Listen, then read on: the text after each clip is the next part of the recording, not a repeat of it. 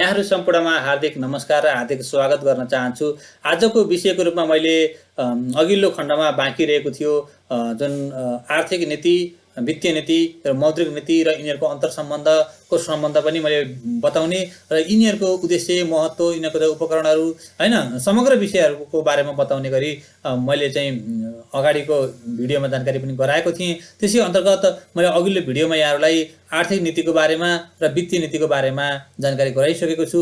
तिनीहरूको बृहत जानकारी र स्पष्ट जानकारी यहाँले पक्कै पनि अघिल्लो भिडियो हेरेर जानकारी लिइसक्नुभयो भन्ने अपेक्षा गर्दछु। र यो भिडियोमा म मूलतः मौद्रिक नीति भनेको के हो, यसको चाहिँ उपकरणहरू के हुन्, यसको उद्देश्य के हो, महत्त्व के हो, त्यसै गरेर चाहिँ मौद्रिक नीति र वित्तीय नीतिको चाहिँ अन्तर्सम्बन्ध के हो, एक अर्कालाई कसरी सपोर्ट गर्छन्, कसरी अन्तर्सम्बन्धित हुन्छन्, यी समग्र पक्षहरूलाई पनि जोडेर मैले आजको भिडियोमा जानकारीहरू लिएर आएको छु। त्यो हिसाबले पक्कै पनि यहाँले यो भिडियो राम्रोसँग हेर्नुहुनेछ र यो विषयमा राम्रोसँग ज्ञान आर्जन गर्न सक्नुहुनेछ र परीक्षामा राम्रोसँग लेख्न सक्नुहुनेछ भन्ने अपेक्षा र विश्वास लिएको छु। कृपया मेरो युट्युब च्यानललाई लाइक र सब्सक्राइब गर्न नभुल्नुहोला। यहाँले लाइक र सब्सक्राइब गर्नुभयो भने आगामी दिनमा आउने नयाँ नयाँ भिडियोहरू पनि यहाँहरूको इमेलमा नोटिफिकेसनको रूपमा प्राप्त हुनेछ। म अब ढिला नगरिकन आजको एपिसोडतर्फ प्रवेश गर्न चाहन्छु, आजको मूल विषयतर्फ प्रवेश गर्न चाहन्छु। आज मैले मौद्रिक नीतिको बारेमा सुरुमा बताउन चाहन्छु।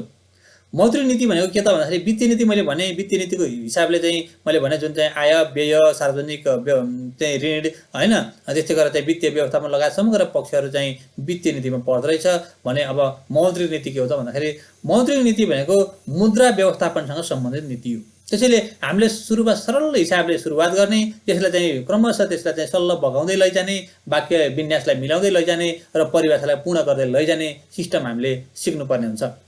त्यसरी सिकियो भने एक त हामीलाई बुझ्न सजिलो हुन्छ, अर्को हामीलाई लेख्न सजिलो हुन्छ र जाँचकीले पनि मन पराएर राम्रोसँग नम्बर प्राप्त गर्ने आधार पनि सृजना हुन्छ। त्यसै कारणले हामीले राम्रोसँग कन्सेप्टलाई क्लियर हुने र सजिलो हिसाबले सुरु गरेर सल्ल बगाउँदै लैजाने, वाक्य विन्यास मिलाउँदै लैजाने र चाहिँ पूर्ण परिभाषा दिने कोसिस गर्नुपर्ने हुन्छ। त्यसैले अब मौद्रिक नीतिको सुरुवात कसरी गर्ने भन्दाखेरि कसैलाई कन्फ्युजन लाग्छ, कसरी गर्ने एकदम कन्फ्युजन लाग्छ। कन्फ्युजन मान्ने पर्दा धेरै सजिलो हिसाबले सुरु गर्न सकिन्छ। कसरी त मुद्रा व्यवस्थापनसँग सम्बन्धित नीति नै मौद्रिक नीति हो। यसरी सुरु गर्न सकिन्छ किनकि मुद्राको व्यवस्थापनसँग सम्बन्धित नीति हो मौद्रिक नीति, अथवा मुद्राको माग र पूर्तिलाई सन्तुलित एवं व्यवस्थित गर्ने नीति नै मौद्रिक नीति हो।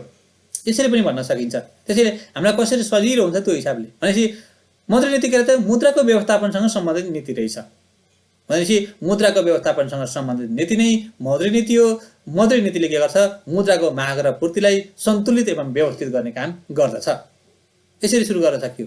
अथवा मुद्राको माग र पूर्तिलाई सन्तुलित एवं व्यवस्थित गर्ने नीति नै के हो त मौद्रिक नीति हो। यसरी पनि सुरु गर्न सकियो।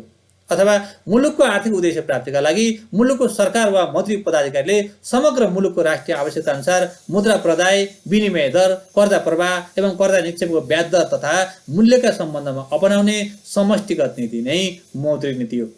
अब तपाईँले सुरुमा यसरी लामो वाक्यमा लेख्न थाल्नुभयो भने तपाईँलाई कन्फ्युजन हुन्छ, कसरी सुरु गर्ने राम्रो आउँदैन। त्यसै कारणले हामीले सुरुमा चाहिँ हामीले कसरी लेख्नु पर्यो, सजिलो हिसाबले लेख्न पर्यो। भनेपछि मुद्रा व्यवस्थापनसँग सम्बन्धित नीति नै मौद्रिक नीति हो। मौद्रिक नीतिले मुद्राको माग र पूर्तिलाई सन्तुलित एवं व्यवस्थित गर्ने काम गर्दछ, अथवा त्यो उद्देश्यले चाहिँ मौद्रिक नीति तर्जुमा गरिन्छ।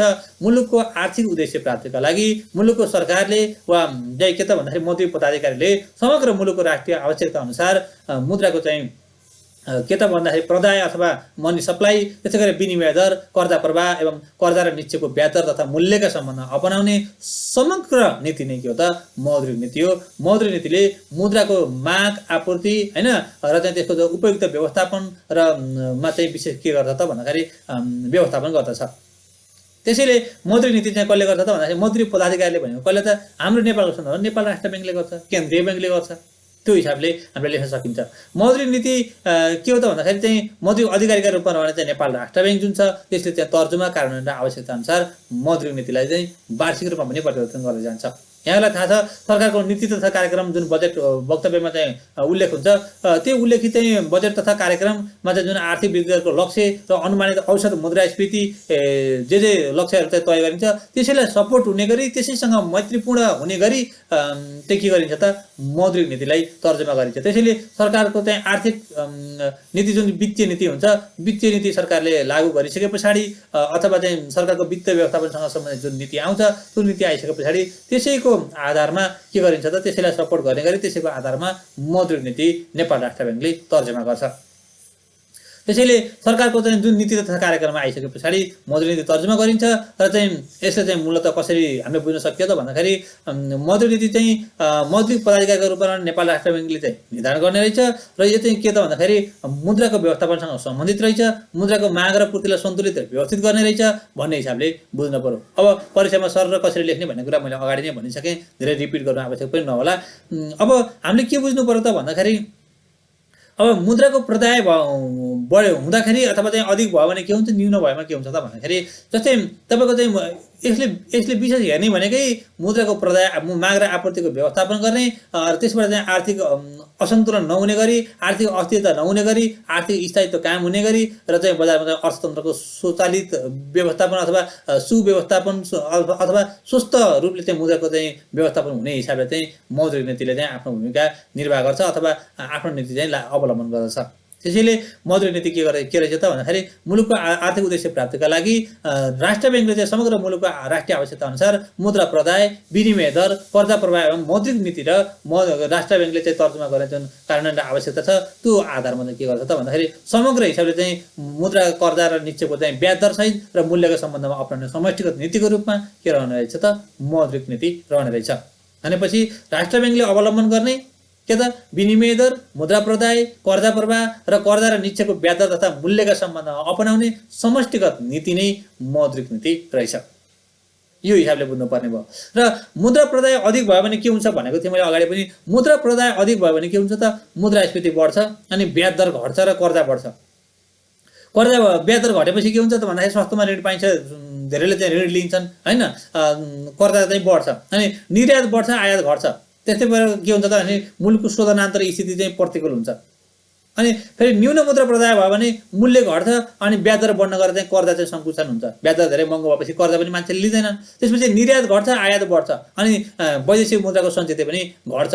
यो हिसाबले चाहिँ न अत्याधिक मुद्रा प्रदाय भएको राम्रो हो, न चाहिँ न्यून मुद्रा प्रदाय राम्रो हो। त्यसै कारणले यसलाई चाहिँ व्यवस्थित हिसाबले कसरी चाहिँ आर्थिक स्थायित्व, रोजगारी सिर्जना, उत्पादनशील क्षेत्रमा लगानी, यी समग्र हिसाबले आयात निर्यातको उचित व्यवस्थापन लगायत समग्र मूल्यको आर्थिक स्थिरता, आर्थिक स्थायित्व कायम गर्ने हिसाबले जसरी जान सक्छ त्यो हिसाबले मुद्राको माग र पूर्तिलाई उचित तरिकाले व्यवस्थित गर्ने नीति मौद्रिक नीति हो।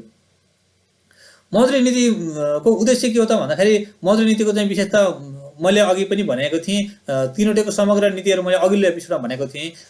त्यो अघिल्लो एपिसोडमा भनेका कुराहरूमा चाहिँ जुन भनेको थिएँ त्यो अर्थतन्त्रमा स्थायित्व सिर्जना गर्ने, रोजगारी सिर्जना गर्ने, सामाजिक न्याय प्रदान गर्ने, यी सबै कुराहरू के हो त मौद्रिक नीतिको पनि, आर्थिक नीतिको पनि र चाहिँ तपाईँको वित्तीय नीतिको पनि उद्देश्यको रूपमा रहन्छन्।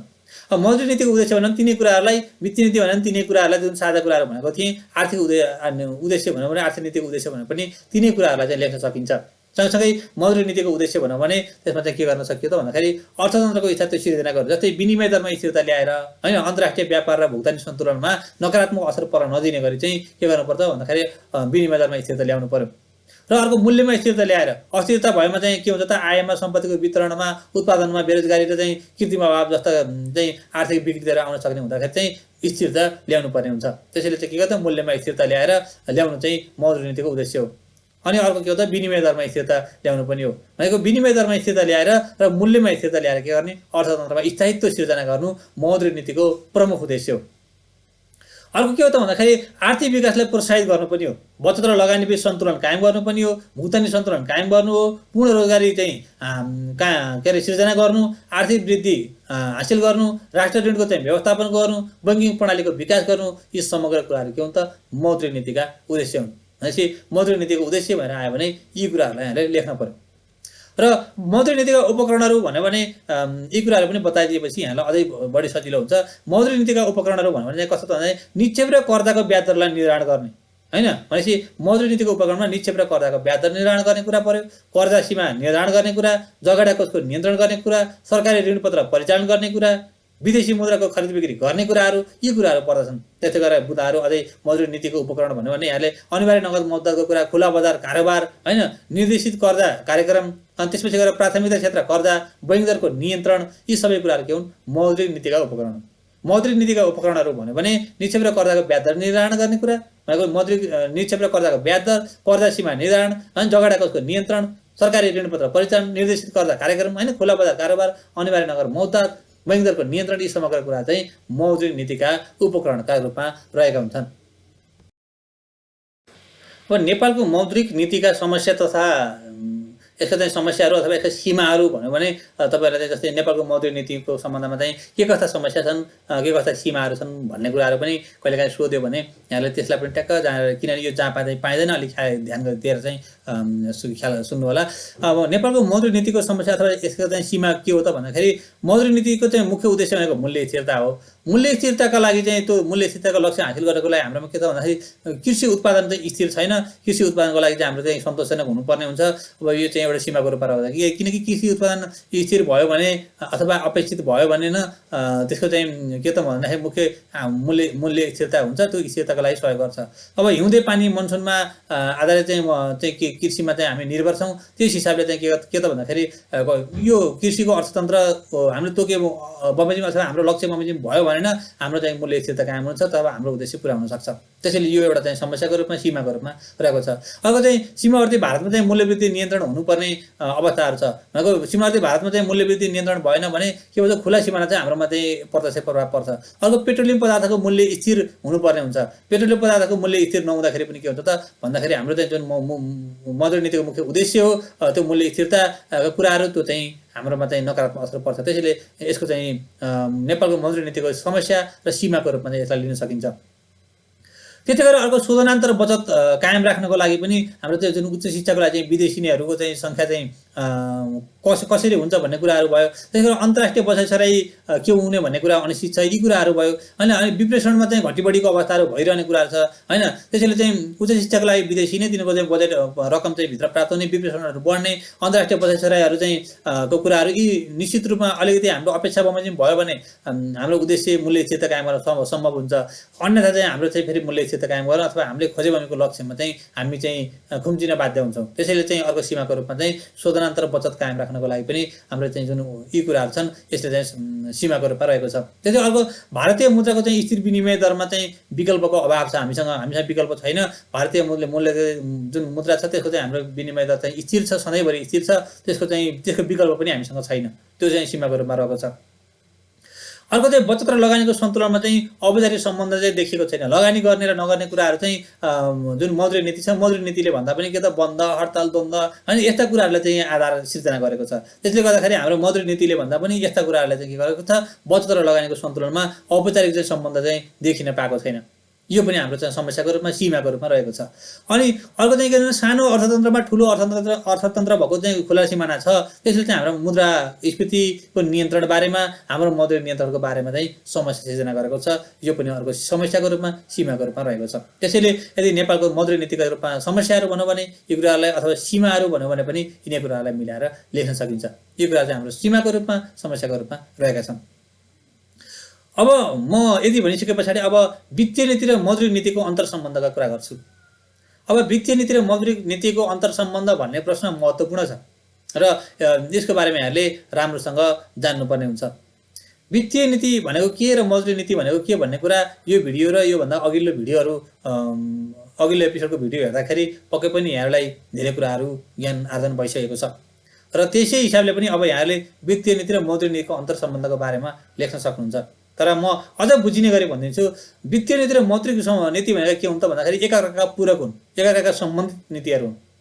किनकि दुईटैको एउटै उद्देश्य पनि छ, साझा उद्देश्य मैले भनेको थिएँ, जुन आर्थिक स्थिरता कायम गर्ने होइन, सामाजिक न्याय कायम गर्ने होइन, रोजगारी सिर्जना गर्ने, यी कुराहरू त वित्तीय नीति र मौद्रिक नीति दुईटैका चाहिँ के हुन्छ उद्देश्य पनि हुन् र यी चाहिँ के हुन्छ एकाअर्काका पूरक पनि हुन्, सम्बन्धित पनि हुन्। र चाहिँ के त भन्दाखेरि यी दुवैको प्रभावकारी व्यवस्थापनबाट मात्रै मुलुकको आर्थिक उद्देश्य प्राप्ति हुन्छ। त्यसै कारणले यी दुईटाको चाहिँ के त प्रत्यक्ष सम्बन्ध छ। सँगसँगै मैले अगाडि पनि भनेको थिएँ, राज्यले वार्षिक बजेट तथा कार्यक्रम जुन ल्याउँछ, वार्षिक बजेट ल्याउँछ, त्यसमा भएको आर्थिक वृद्धिको उद्देश्य, आर्थिक मुद्रास्फीतिको टार्गेट, यी जुन जुन कुराहरू छन् र चाहिँ त्यो आर्थिक वित्तीय नीतिको जे टार्गेटहरू छन्, प्राथमिकता छन्, त्यसैलाई आधार हुने गरी, त्यसैलाई सहयोग हुने गरी वित्तीय नीति आइसके पछाडि मात्रै मौद्रिक नीति लागू हुने हुँदाखेरि त्यसैको सपोर्टिभको रूपमा पनि आउने र त्यसलाई चाहिँ राज्यको चाहिँ जुन मूल आर्थिक उद्देश्य छ त्यसलाई परिपूर्ति गर्नको लागि चाहिँ के छ भन्दाखेरि वित्तीय नीति र मौद्रिक नीतिको प्रत्यक्ष सम्बन्ध रहेको छ। अनि यी दुवै फेरि के हुन्छ भन्दा समष्टिगत आर्थिक नीतिका महत्त्वपूर्ण पक्ष हुन्। दुवै नीतिको उद्देश्य मैले अघि पनि भने रोजगारी वृद्धि, राष्ट्रिय आय प्राप्तिका लागि चाहिँ रहन्छ। त्यसैले आर्थिक वृद्धि, विकास र अर्थतन्त्रको स्थायित्व पनि दुईटैको उद्देश्य हो। यो हिसाबले पनि के त भन्दाखेरि मौद्रिक नीति र वित्तीय नीतिको के हुन्छ त भन्दाखेरि सम्बन्ध रहन्छ। त्यसै गरेर अघि मैले भनेका जुन राज्यका उद्देश्यहरू छन्, जुन चाहिँ पूर्ण रोजगारीका कुरा, मूल्य स्थिरताका कुरा, भुक्तानी सन्तुलन लगायतका जुन समष्टिगत आर्थिक लक्ष्यहरू छन्, ती समष्टिगत आर्थिक लक्ष्यहरू हासिल गर्नको लागि वित्तीय नीतिले कर तथा खर्चको स्तर निर्धारण गर्छ। बजेटको बचत र घाटा बेहोर्ने तरिकाहरू निर्धारण गर्छ वित्तीय बजेटले, भनेको वित्तीय नीतिले के गर्छ त भन्दाखेरि कर तथा खर्चको स्तर निर्धारण गर्छ। बजेटको बचत र घाटा बेहोर्ने तरिका पनि वित्तीय नीतिले निर्धारण गर्छ। अब यही पूर्ण रोजगारी, मूल्य स्थिरता, भुक्तानी सन्तुलन लगायतका समष्टिगत आर्थिक लक्ष्य हासिल गर्नको लागि वित्तीय नीतिले कुरा गर्छ भने मौद्रिक नीतिले के गर्छ त भन्दाखेरि सोही अनुरूप चाहिँ मुद्राको आपूर्ति र ब्याज दरलाई नियमित र व्यवस्थापन गर्ने काम गर्छ। भनेपछि मौद्रिक नीतिले त्यही वित्तीय नीतिको कर तथा खर्चको स्तर निर्धारण गरेका कुरा, बजेटको बचत र घाटा चाहिँ बेहोर्ने तरिकाहरू निर्धारण गरेका कुराहरू, जुन पूर्ण रोजगारी, मूल्य स्थिरता, भुक्तानी सन्तुलन लगायतका समष्टिगत आर्थिक लक्ष्य हासिल गर्नलाई वित्तीय नीतिले अवलम्बन गर्छ। त्यही वित्तीय नीतिले अवलम्बन गरेका लक्ष्यलाई हासिल गर्न, त्यही पूर्ण रोजगारी, मूल्य स्थिरता, भुक्तानी सन्तुलन लगायतको समष्टिगत आर्थिक लक्ष्य हासिल गर्नलाई मौद्रिक नीतिले के गर्छ त सोही अनुरूप हुने गरी, सोहीसँग चाहिँ सामञ्जस्यता कायम हुने गरी मुद्राको आपूर्ति र ब्याज दर नियमित व्यवस्थापन गर्ने काम मौद्रिक नीतिले गर्दछ। दुईटैको उद्देश्य के हो त भन्दाखेरि सरकारको नीति तथा कार्यक्रमको सफलतामा सहयोग पुर्याउने हो। सरकारको जुन नीति तथा कार्यक्रम हुन्छ, सरकारको उद्देश्य हुन्छ, सरकारको चाहिँ सार्वजनिक नीति हुन्छ हैन, ती सबै कुराहरूलाई चाहिँ सफल गराउनको लागि, सरकारको आर्थिक समग्र उद्देश्यहरू परिपूर्ति गर्नको लागि यी दुईटै नीतिहरूले सहयोग पुर्याउँछन्। त्यसैले यी दुईटाको चाहिँ के त भन्दाखेरि एकदमै चाहिँ अन्तर सम्बन्ध रहेको हुन्छ। र सँगसँगै अब समष्टिगत आर्थिक नीतिको हिसाबले मैले अघि पनि भने वित्तीय नीति, मौद्रिक नीति महत्त्वपूर्ण खम्बा हुन्। ती खम्बा मध्येमा वित्तीय नीतिमा समेटिने पक्ष के हुन्छ भन्दाखेरि वित्तीय नीतिमा चाहिँ बजेट तथा कार्यक्रम समेटिन्छ, सरकारको आम्दानी र खर्च समेटिन्छ, बजेट घाटा र चाहिँ पूर्तिको स्रोत समेटिन्छ, परिचालन हुने आन्तरिक ऋण समेटिन्छ, सरकारको प्राथमिकता, वैदेशिक ऋण, अनुदान, यी कुराहरू कहाँ समेटिन्छ? वित्तीय नीतिमा समेटिन्छ। मौद्रिक नीतिमा के समेटिन्छ त भन्दा मौद्रिक नीतिमा समेटिने पक्ष भनेको चाहिँ मूल्यको स्थिति, अर्थतन्त्रको मौद्रिकीकरण हैन, मुद्रा प्रदायको अवस्था, धितोपत्र बजार, लगानी र बचतको प्रकृति, मौद्रिक व्यवस्थापन हैन, नियमन र सुपरिवेशन, विदेशी विनिमय दर हैन र लघु वित्त, यी पक्षहरू चाहिँ मौद्रिक नीतिले समेट्छ। र यी दुईटैको सामञ्जस्यताबाट, यी दुईटैको समायोजनबाट के हुन्छ त सरकारको बजेट तथा सरकारको जुन कार्यक्रम हुन्छ त्यसको चाहिँ सफलता निर्भर गर्दछ। भनेको सरकारको बजेट तथा कार्यक्रम, सरकारको आर्थिक उद्देश्य, आर्थिक स्थायित्व र स्थिरता कायम गर्नको लागि मौद्रिक नीतिमा समेटिने ती पक्षहरू, वित्तीय नीतिमा समेटिने ती पक्षहरूको सामञ्जस्यताबाट नै, यिनीहरू दुईटाको चाहिँ तालमेलबाट नै के गर्छ त ती सबै उद्देश्यहरू हासिल हुन सक्छ। आर्थिक नीतिका समग्र उद्देश्यहरू पनि हासिल हुनको लागि यो मौद्रिक नीतिले समेटिने पक्ष र वित्तीय नीतिले समेटिने पक्षहरूको तालमेल आवश्यक पर्दछ। त्यसै कारणले मौद्रिक नीति र वित्तीय नीतिको के छ त भन्दाखेरि अन्तर सम्बन्ध अति प्रगाढ छ र यी दुईटाको उद्देश्य चाहिँ राज्यको चाहिँ समग्र आर्थिक स्थिति, समग्र आर्थिक स्थिरता र रोजगारी सिर्जना हैन, समग्र विकास, आर्थिक वृद्धि, समग्र पक्षमा यी दुईटै नीतिहरू उत्तिकै महत्त्वपूर्ण रहेका छन्। भनेपछि अब हामीले यसको अन्तर सम्बन्ध भन्यो भने मजाले लेख्न सक्छौँ। अब समग्रमा अझ कसरी बुझ्न सकियो त भन्दाखेरि मुलुकको समष्टिगत आर्थिक नीतिका महत्त्वपूर्ण विशिष्ट नीतिका रूपमा रहे यी दुईटा। देशको आर्थिक नीतिले चाहिँ दुईटैलाई दिशानिर्देश गरेको हुने भयो। मौद्रिक नीतिको उद्देश्य वित्तीय नीतिबाट निर्देशित हुने कुरा भयो। मौद्रिक नीतिबाटै उद्योग व्यवसायको विस्तार वा सङ्कुचन हुन सक्ने भयो, जसबाट के हुन्छ त भन्दाखेरि मौद्रिक नीतिबाट चाहिँ उद्योग व्यवस्थाको विस्तार र सङ्कुचन कसरी हुन सक्छ त भन्दाखेरि यदि मौद्रिक नीतिले चाहिँ तपाईँलाई चाहिँ ब्याज दर अलिक चाहिँ खुकुलो बनाइदियो अथवा चाहिँ तपाईँको चाहिँ कर्जा प्रवाह सजिलो बनाइदियो भने धेरै कर्जा प्रवाह हुन सक्ने भयो, धेरैले चाहिँ लगानीको लागि चाहिँ उद्योगहरूले, व्यवसायहरूले चाहिँ लगानी लिन सक्ने भए, अनि त्यसबाट चाहिँ लगानीमा खर्च हुने भयो। लगानीमा खर्च भएपछि के हुन्छ त भन्दाखेरि लगानीमा खर्च भइसके पछाडि त्यसै चाहिँ रोजगार उत्पादन बढ्छ, रोजगारी सिर्जना हुन्छ, अनि त्यस्तै अनुसार कर पनि राज्यलाई तिर्छन्, मुद्राको चलायमान हुन्छ। त्यो हिसाबले फेरि फाइदा कसैलाई हुन्छ? राज्यलाई नै हुन्छ। त्यस हिसाबले मौद्रिक नीतिबाटै उद्योग व्यवसायको विस्तार वा सङ्कुचन हुन सक्छ, जसबाट करमा घटबड हुने, वित्तीय नीतिको चाहिँ लक्ष्यमा असर पार्ने हुन्छ। अनि सरकारले खर्च बढाएमा के हुन्छ त मार्केटमा चाहिँ मुद्राको पूर्ति बढ्छ, अनि मार्केटमा मुद्राको पूर्ति बढ्यो भने सप्लाई बढ्यो भने के हुन्छ त ब्याज दर घट्छ अनि सस्तोमा चाहिँ ऋण पाइन्छ सस्तोमा ऋण पाएपछि के हुन्छ लगानी बढ्छ लगानी बढेपछि त्यो लगानी बढेपछि के हुन्छ त त्यसबाट चाहिँ रोजगारी बढ्छ कर बढ्छ राज्यलाई फाइदा हुन्छ त्यसैले वित्तीय नीति र मौद्रिक नीतिको प्रत्यक्ष सम्बन्ध यसरी पनि रहेको छ वित्तीय नीतिले जसरी लक्ष्य लिन्छ त्यसले मौद्रिक नीतिलाई प्रभाव पार्छ मौद्रिक नीतिले जस्तो लक्ष्य लिन्छ त्यसले चाहिँ वित्तीय नीतिलाई पनि प्रभाव पार्छ सरकारको आम्दानी खर्चलाई पनि प्रभाव पार्छ राजस्वलाई पनि करलाई पनि प्रभाव पार्छ त्यसैले समष्टिगत हिसाबले हेर्दाखेरि वित्तीय नीति र मौद्रिक नीतिको एक अर्कामा प्रत्यक्ष सम्बन्ध छ त्यसैले यी दुईटा चाहिँ के हुन्छ भन्दाखेरि राज्यको समग्र आर्थिक स्थायित्व आर्थिक स्थिरता कायम गर्नको लागि समग्र आर्थिक उद्देश्य कायम गर्नको लागि यी दुईटाको अन्तर सम्बन्ध प्रगाढ छ के हो त यी दुईटै एकअर्काका पूरक हुन् सम्बन्धित हुन् र दुईटैको प्रभावकारी व्यवस्थापनबाट मात्रै मुलुकको आर्थिक उद्देश्य प्राप्ति हुने हुँदा वित्तीय नीति र मौद्रिक नीतिको अन्तर सम्बन्ध अत्यन्तै प्रगाढ छ प्रत्यक्ष छ पूरक छ हामीले त्यसरी चाहिँ लेख्नुपर्ने हुन्छ यति भनिसके पछाडि पक्कै पनि यहाँले मौद्रिक नीति भनेको के हो यसका अन्तर्वस्तु के हुन् हैन मौद्रिक नीतिका उपकरण के हुन् उद्देश्य के हो फाइदा के हो यी कुराहरूदेखि लिएर मौद्रिक नीति र वित्तीय नीतिको अन्तर सम्बन्धको कुराहरू पनि पक्कै पनि यहाँलाई राम्रोसँग ज्ञान आर्जन भयो भन्ने लाग्छ कृपया भिडियो कस्तो लाग्यो सल्लाह सुझाव र प्रतिक्रिया दिन नभुल्नुहोला यहाँहरूले दिएको सल्लाह सुझावकै आधारमा म आगामी भिडियोहरू पनि थप परिष्कृत गर्दै लैजानेछु र यहाँहरूलाई पक्कै पनि यो भिडियो हेरिसके पछाडि परीक्षामा आउने अब चाहिँ वित्तीय नीति मौद्रिक नीति यी दुईको अन्तर सम्बन्ध आर्थिक नीति यो सबै समग्र पक्षमा चाहिँ यहाँहरूको अब परीक्षामा राम्रोसँग लेख्न सक्नुहुनेछ त्यसका लागि चाहिँ जुन कन्टेन्टहरू पनि छ त्यो कन्टेन्टहरू पनि र लेख्ने तरिका पनि यहाँले राम्रोसँग जान्न सक्नुभयो भन्ने अपेक्षा लिएको छु कृपया सल्लाह र सुझावको पूर्ण अपेक्षा गर्दै र यो भिडियो हेरिसके पछाडि यहाँलाई जुन ज्ञान आर्जन भयो त्यसबाट चाहिँ परीक्षामा यहाँले राम्रोसँग योसँग सम्बन्धित प्रश्न जस्तोसुकै आए पनि राम्रोसँग लेख्न सक्नुहुनेछ र सक्नुहोस् भन्ने शुभकामनाका साथ यो भिडियोबाट बिदा हुन चाहन्छु हस्त धन्यवाद।